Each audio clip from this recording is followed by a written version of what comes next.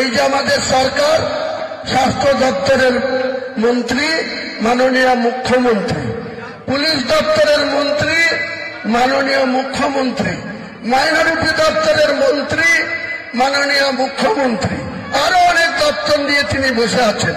আজকে যান, এখানে যে মিডিয়া আছে, ন্যাশনাল মিডিয়া আছে, তিনারা যান বহরমপুর মেডিকেল কলেজে, গিয়ে যদি দেখতে না পান যে একটা বেডে 3 জন করে রুগী শুয়ে আছে, কোন রুগী বেড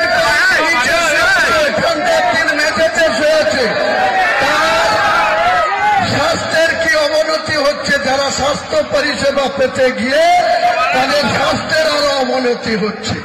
আর এই সরকারের নেতৃত্বরা আমাকে বাবরি মসজিদ করতে বাধা দিচ্ছে।